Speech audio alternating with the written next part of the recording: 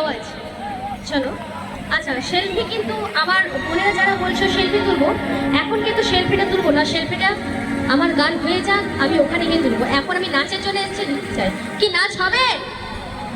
সর্বনাশ, আমি এত দূর ওখান থেকে একদম এইখানে নেমে পড়লাম, কিন্তু কারো নাচ নেই, কারো আওয়াজ নেই।